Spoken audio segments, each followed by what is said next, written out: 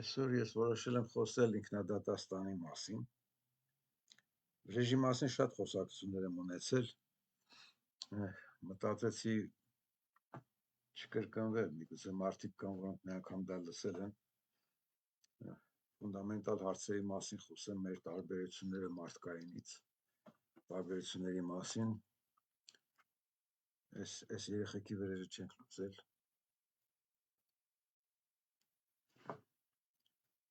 Այս ընդհանուր թեմա էր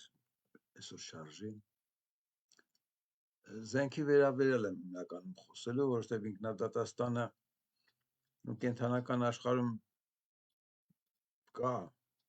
ագրավը ինձանից միշտ վրեժ էր լուծում, չեմ անում ինչ է յարել, թռնում էր վրա հարվածում։ Մարդիկ վրեժը լուծում են զենքով։ Մարդու ու կենդանու տարբերությունը դրանում է կայանում, մնացած լեզու, բան,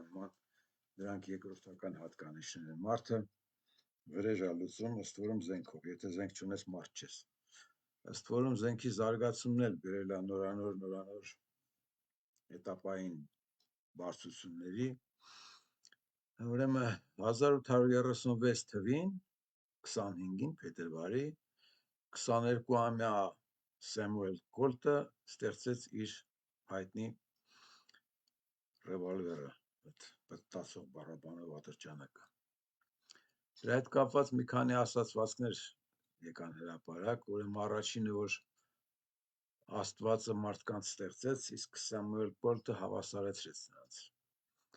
Սա մարդկային առումով էր ասացվածքը։ Երկրորդը կա, որ Լինկոլնը բոլորին տվեց ազատություն, Կոլտն էլ դրանց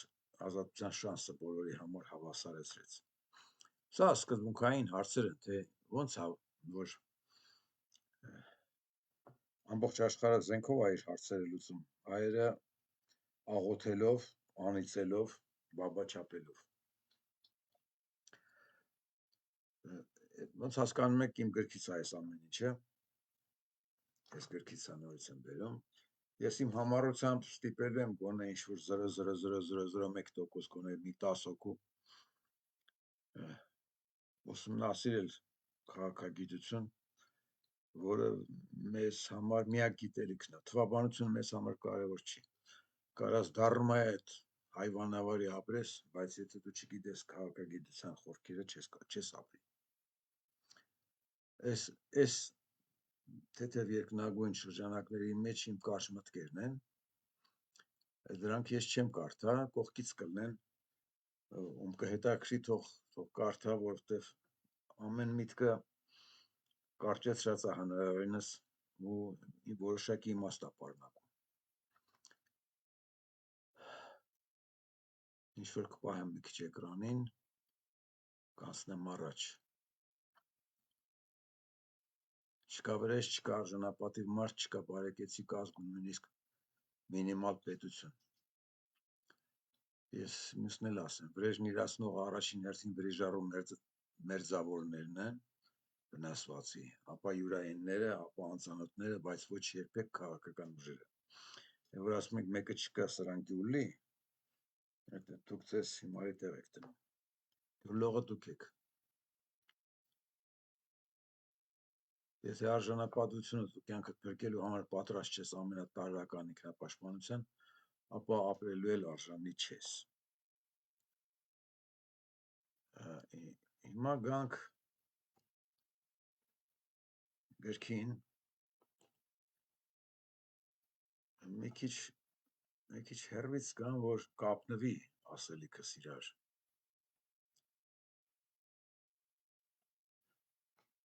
Ուրեմն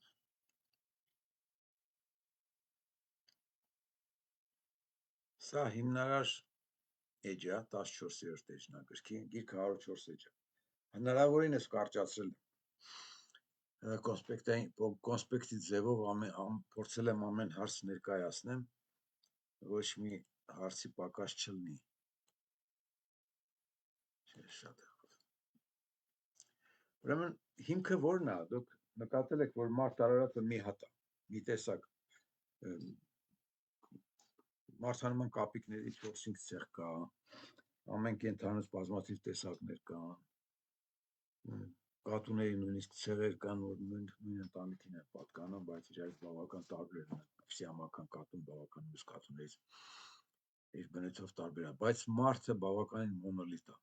Ոնց է ստացվել, որ ամբողջ աշխարհով մեկ նույն մարդն է, բացարձակապես գենետիկորեն, հոգեբանորեն, շարժուձևով, եթե դուք նայեք նույնիսկ շարժուձևի տարական հայ ենք ասում, ասենց մուննաթով նայելը, չկա ազգ, որի մեջ մուննաթով նայելը ուրիշ տեսք ունի։ Մարդը շատ մոտ է, մարդիկ շատ մոտ են աշխարհի, մարդիկ իրար մոտ են։ Տարբերվում ենք ազգություններով, որը արդեն իրար հետ ապրելու հետևանք է։ Իրար հետ ապրել ենք, շփվել ենք, նույն լեզուն ենք ձեռք բերել, քիչ-քիչ դարել ենք բնավորությամբ, արժեքայինով նույնը։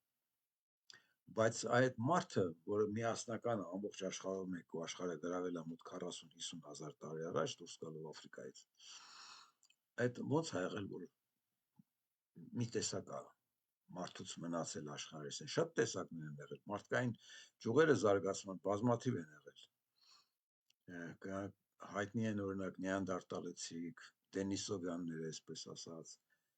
չինական ճյուղը կա մարդկային զարգացման, բայց վերջի վերջո մի մարդատեսակ է հաղթել, տարածվել աշխարհով մեկ։ Ես պատահաբար չասեցի հաղթել բառը։ Ինչ որ մարդկանց մի խումբ մյուսներից առավել է եղել ու հաղթել է բոլորին։ Ոչնչացրել է, հաղթանակը քիչ էր։ Պետք էր ոչնչացնել, որպեսզի ժամանակակից մեր տիպի մարդն առաջանար ու տարածվեր աշխարհով։ Հենց դա է եղել։ Այս էջը, եթե կարդաք, ես ասենց նորից բան կանեմ, կամ գիրքը կարդացեք, ես նորից գիրքի լինքը կդնեմ, հիշեք, ասենք թե 14-րդ էջն էր, ես հիմնավորում եմ, որ մենք առաջացել ենք որպես մեկ տեսակ հաղթանակի շնորհիվ,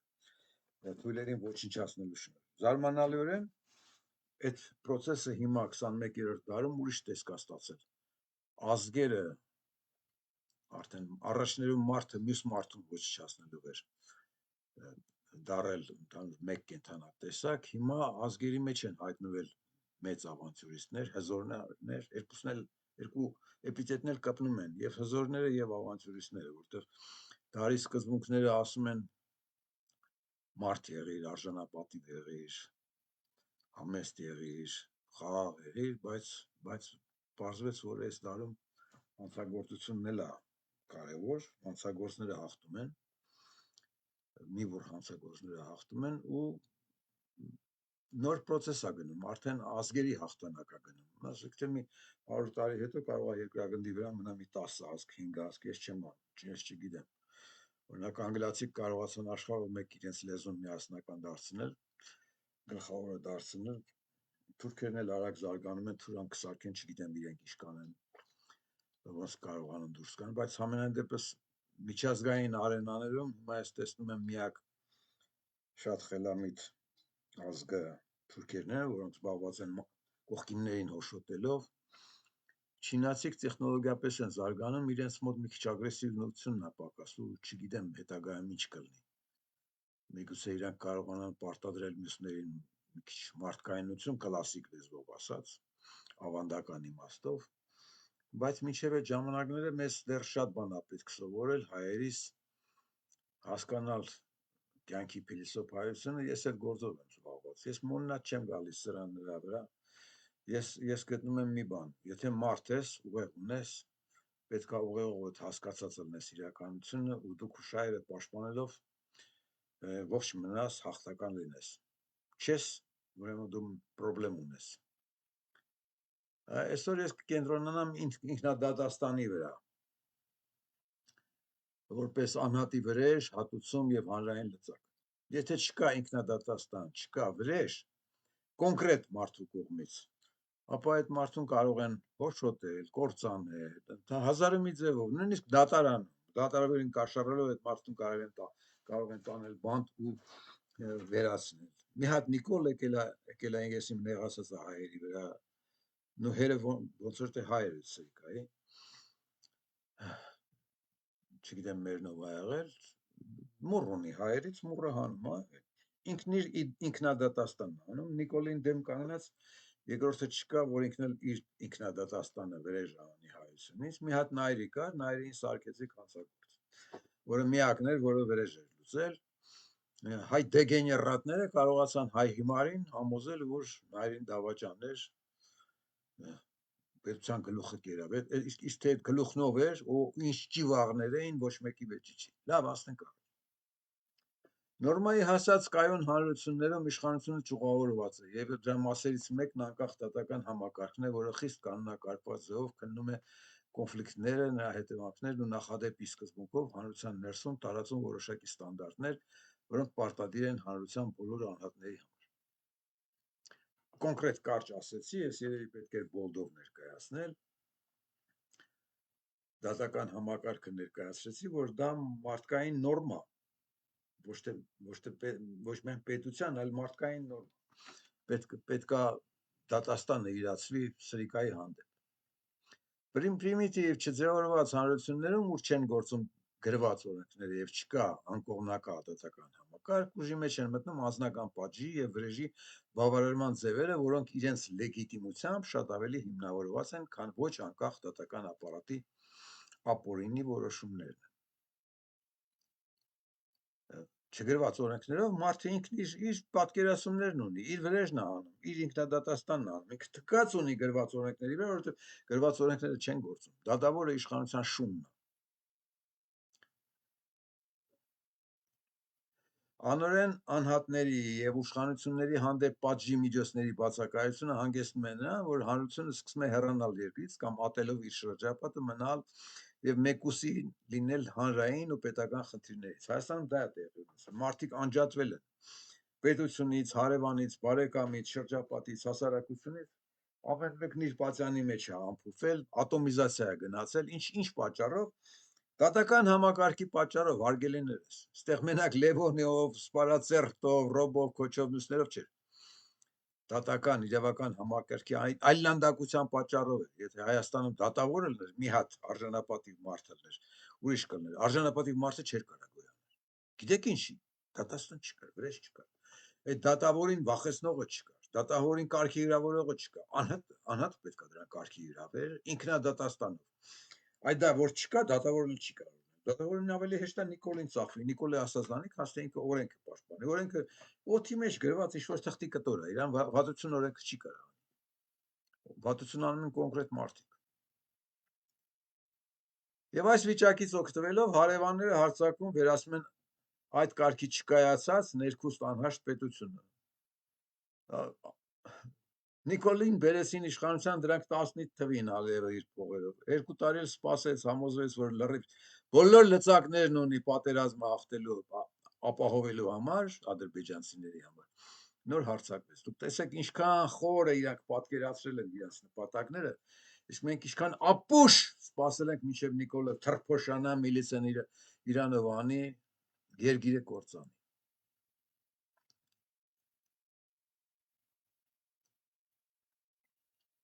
Եթե անհնար է օրինական ճանապարհներով իր վրեժը լուծել, ապա նորմալ մարդը պարտավոր է անցնել ինքնադատաստանի։ Չկա դատարան, լսեք, չկա դատարան, դուք գնում եք դատարանի դուռը ինքնապաշտպան հայոց դատապաշտպաններն էլ ամեն մեկը մի սելեբրիթի է, նկարվում են, ներկայացնում են, սրա դատն եղավ, նրա դատն եղավ, էսենց խոսացինք, ընենց խոսացինք, վերջը 2.5 միլիոն, 3 միլիոն դրամ, 10 միլիոն դրամ, 4 միլիոն դոլար Ռոբի դեպքում, տվինք, հանինք, տեսակ ինչ տղա ենք, զիբիլեք, քաք եք դուք, արա։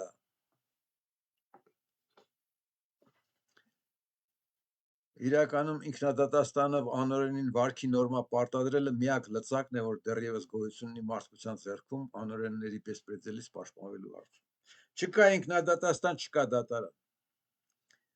Եթե հայն ուզում է դիմակայել ներքին անօրենին ու արտաքին թշնամուն որպես ազգ, հանրություն ու որպես պետություն, այլ երկու ուղղակի չունի, քան օրենսդրական որոշմամբ ազգովի զինվելը։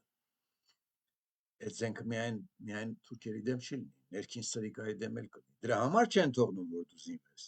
որովհետև կարող է պատահի մեկի թասի մի քիչ աշխատի, գնա ասենք թե Նիկոլի մի շանը սատկացնի,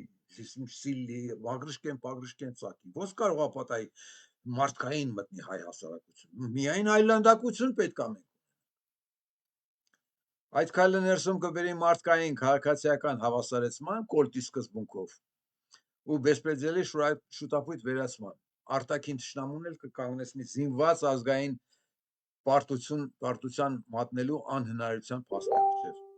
Եթե նույնիսկ հարձակվեն բանակին հաղթեն, եթե Հայաստանը, Երևանը մարդիկ զինված լինեն, իրենք հասկանան ինչ ինչոց է, որ թուրքերի հետ արդեն ռուսերեն ձեռնամարտ, ռոկապաշտ, ձեռնամարտ ապագա է սպասում հայերին։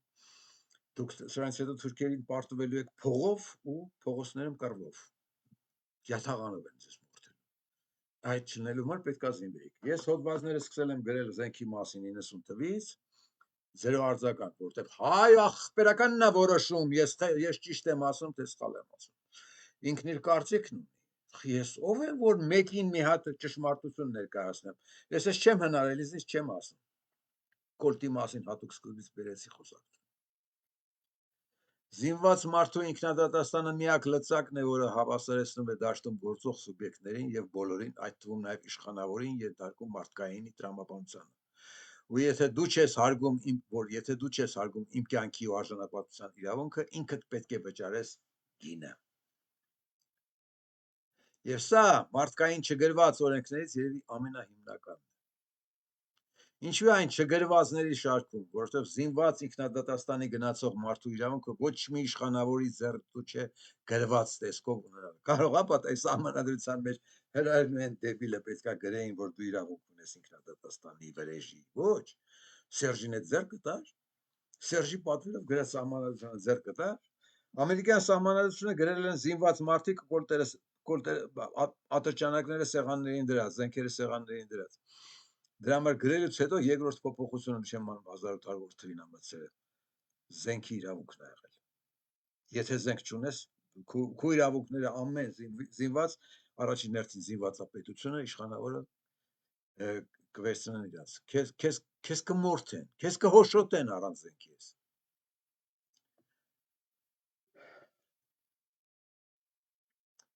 Նման ձևակերպում չգտնի որևէ երկրի սահմանադրության կամ օրենսգրքի մեջ։ ԱՄՆ սահմանադրության մեջ կա երկրորդ փոփոխությունը, որն ամրագրում է անհատի իրավունքը անձնական զենք ունենալու, թե ներքին հանցագործից պաշտպանվելու եւ թե իր քաղաքացիական իրավունքները, անձնական իրավունքները պաշտպանելու համար։ Երկրորդ փոփոխությունը չի ասում, որ կարող ես իշխանավորին ահաբեկչության ենթարկել, բայց ասում է, որ կարող ես քեզ պաշտպանել բոլորից։ Գալով հայկական իրականություն պետք է փաստել, որ հայոց մասնագիտական ու մտավոր թուլությունների պատճառով մեր մտքից արտամողված է մարդուն հասու վերջին իրավունքը, իր անձը, շահը, արժանապատվությունը եւ վերջապես իր վրեժը ինքնուրույն իրացնելու իրավունքը, երբ չի գործում օրենքն ու արդարադատությունը։ Սա կարևոր պահ է։ Ինքնադատաստանը եւ վրեժը մտնում են հասարակություն այն ժամանակ, երբ օրենքը չի գործում։ Ու երբ որ օրենքը գործում է, ժամանակ առ ժամանակ վրեժով պետք է մարդը մեջտեղ հանդես գա զինված մարդը, որպեսզի դատավորը հիշի, որ առաջինը իր հանդեպ կատարվելու ինքնադատաստանը, որտեղ դու սրիկ ես եղել։ Նայրին, երբ որ հանցագործ էիք հանում, այդ հանցագործ հանողներից ոչ մեկը քննության չի ենթարկվել, թե ճիճու դու ով ես, որ նայրին վրեժ հանած միակին, որը սպառածերտին ասեցան, այս մարդ չի թողում մտություն։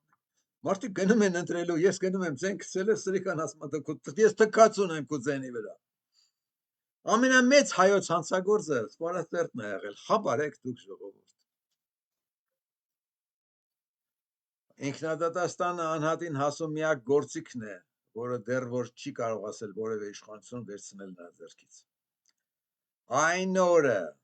երբ հնարավոր կլինի իսպառ վերացնել ինքնադատաստանը, այդ օրը կվերանա նաև մեզ հայտնի արժանապատիվ մարդ Արարածը ու կվերածվի մի քանի տերերի ստրուկների, որտեղ ոչ մի միջոց չի մնա բռնակալի ու թիմի դեմն առնելու։ Մենք մտնում ենք այդ օրերը ժողովուրդ։ Հայ ժողովուրդը վաղուց է մտած։ Անկախության առաջին օրվանից մտած է փաստորեն բացառությամբ նայրի դեպքի։ Հիմա այլ աշխարհն է մտնում, որտեղ իշխանավորներն են դարել ինքնադատաստանից հեռու, այնքան մեծ թիկնապահներ ունեն, այն ձևով են պաշտպանված, ամբողջ պետական ապարատը զբաղված է առաջին դեմքերի, սրիկաների պաշտպանության հարցով, որ իրանք արդեն դարել են օրենքից դուրս։ Այն այլանդակությունները, որ ջհուդներն արեցին Գազայում, որ Զելենսկին եկել է ուկրաինական իշխանությանը հրանտիրացել է, աշխարհին համոզում է, թե Պուտինը հարձակվեց մեր վրա, դա քրճատ Պուտինը եթե հարձակվող լիներ, քեզ պետք է առաջ օրը սատկացրած լիներ։ Այդ տեսեք թվում էր, թե պարզ խնդրից ինքնադատաստանից վրեժից ուր հասակ։ Գլոբալ աշխարհը, մարդկային աշխարհը փոխ կապակցված է։ Մարդկային մի որակից դեպի մյուս որակը, մի երևույթից դեպի մյուս երևույթները շատ փոքր տարածություններ են։ Մի քայլ անում ես, վրեժից ընկնում ես բժշկություն, կարդիոլոգիա եւ այլն։ Մարդը շատ կուր, այնց բյուրեղային բանը, ինքը ուղղակի նիստերն է շատ, 40 նիստ չի, 50 նիստ ունի, 100 նիստ ունի։ Այդ նիստերը տարբեր են, հայկական մարդու այդ բյուրեղի նիստերը նույն զիպիլն են, որը ուզում ես բաց գրած է ովեշ ես պալան։ Մենք պրիմիտիվացել ենք, քանի որ ինքնադատաստան չի եղել, վրեժի գիտակցումը չի եղել։ Գնեք գիրքը, կարդացեք գիրքը, լինքը նորից կդնեմ, դուք ուրիշ ոչ մի ձև չունեք ողջ մնալու։ Երեխեքի դպրոց եք տալիս, որ գնան սովորեն թվաբանություն, լեզու եւ այլն։ Հիմա այս դարում դրանք արդեն հետին պլան են մղվել։